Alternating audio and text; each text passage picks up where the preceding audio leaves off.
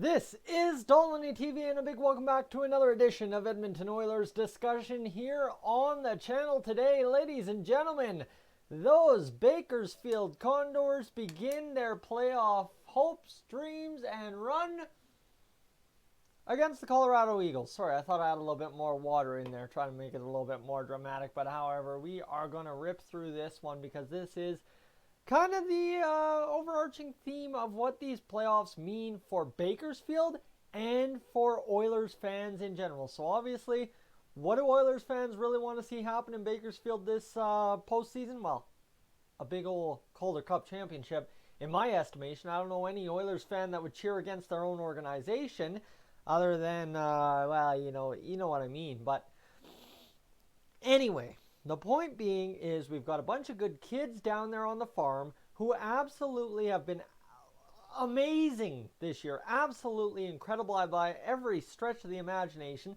Some have played in the NHL this year. Some have pretty much played all year down there and absolutely blossomed. And I referenced the Edmonton Journal article the other day where they're saying, oh, maybe they're over-ripening their prospects. Well, you know what? This is the exact perfect moment to turn that perfect shade of red on the apple, turn that perfect green on the grass, ripen things up perfectly for these Bakersfield Condors. And now this is going to wrap up, depending how the playoffs play out, a couple of my theories on next season for the Oilers. Obviously, we sit here and we think as Oilers fans, man, we need a backup goaltender next year. How are we going to squeeze one under the cap? Shane Starrett. Now, a great season in the AHL means nothing. Absolutely nothing at, 24, 25? Because you sit here, it's one good season. You got to get the repeat performance to know what you've got, right? However, the repeat performance for Shane Starrett, if the Oilers organization MO is to go into next year with him as the backup, is the playoffs. Shane Starrett, if he can go stellar, 2.17 GAA and let's say a 913 or above save percentage, and guy can get us to the third round, fourth round of the Calder Cup playoffs in the AHL. Guys, that is your certified 100% backup next season without a doubt. Why? Well, right there, you've got one strong showing over the span of a year where I don't think he even lost 10 games. And then you've got a span of playoffs where the games are absolutely meaningful, about as meaningful as a regular season NHL game or more. That's the thing. I've never really experienced the height and the intensity of AHL hockey. I've seen a couple Calder Cup playoffs games, but it means nothing when you have no frame of mind, if you know what I mean. So to see what Shane Starrett can do, that's obviously the number one key. Why Oilers fans should be cheering is these guys getting that repeat performance chance without having to wait to next year. Right, obviously, Oilers fans are cheering for a repeat performance of 50 goals from Leon Draisaitl, but we have to wait for next year for that.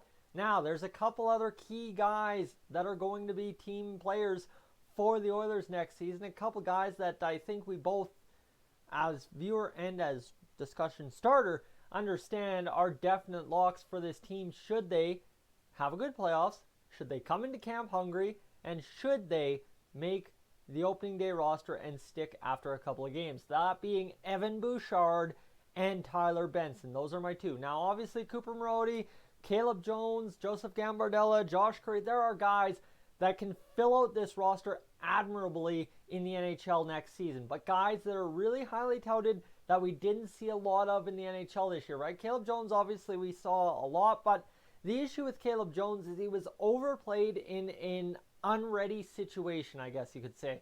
Right? He stepped in with two of our top three defensemen out. Adam Larson's a top two defenseman on this team, but in my estimation, he's a hard number 4, and Chris Russell, by virtue, gets the bump up where you have Klefbom, Russell, and Nurse as my top 3 deep men on the Oilers. That's just me. I got my biases. Don't worry about me. But you sit here, right? Caleb Jones was elevated, and he was playing out of his league there a little bit, and that's a danger, but he looked comfortable enough to be here next season. So that's why it's kind of worth looking forward to him and saying he didn't really enjoy the NHL life as much as he should have under the right circumstances this year. I guess that's Matt Benning had been injured and he was filling on the third pair, maybe it makes more sense.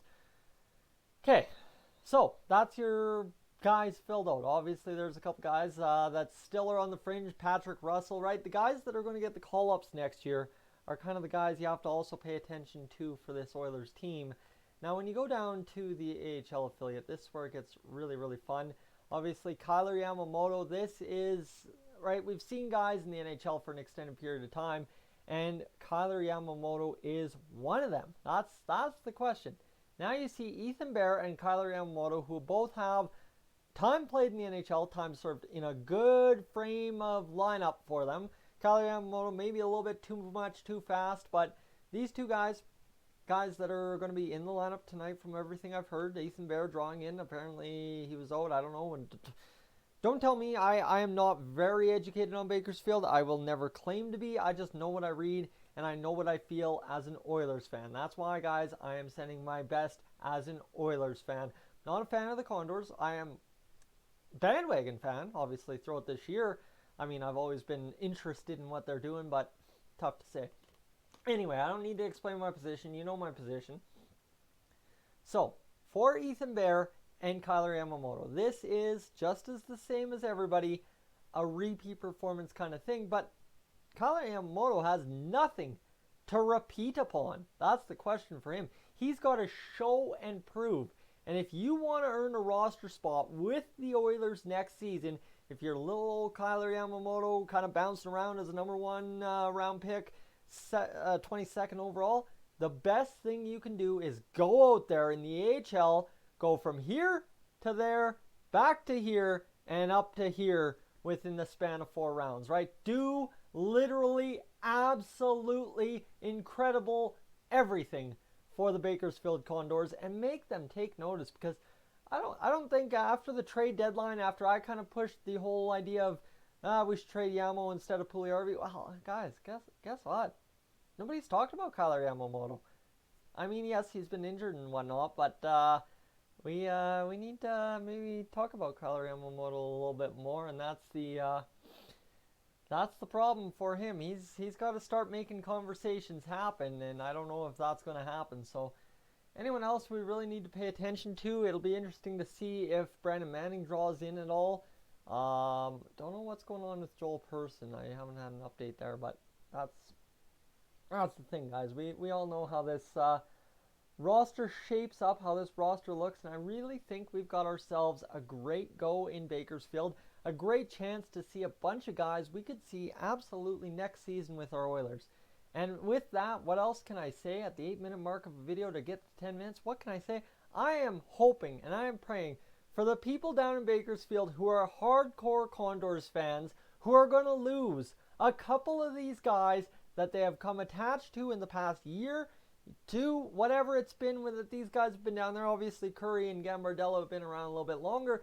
If you've grown attached to these guys, I hope you send them off and they send you off with the best goddamn memories you could ever have in AHL hockey. I'm so pulling that that's what you guys get, and I'm so pulling that's what we get as Oilers fans as well.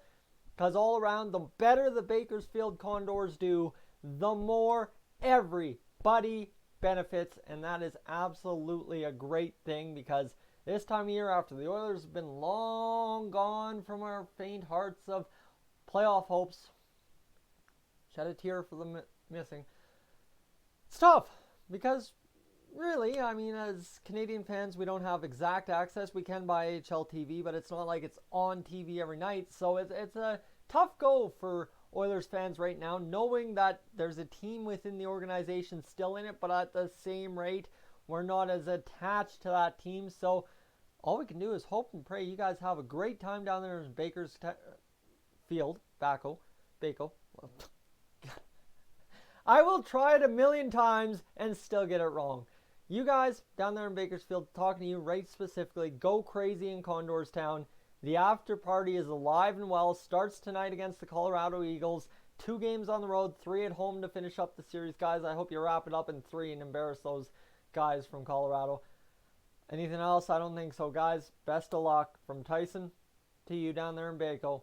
I'm up on out of here. As always, guys, make sure to hit that subscribe button, leave a like. If you're a Bakersfield Condors fan, why not tune along? You might learn something, and I might learn something from you. Anyway, I am up on out of here.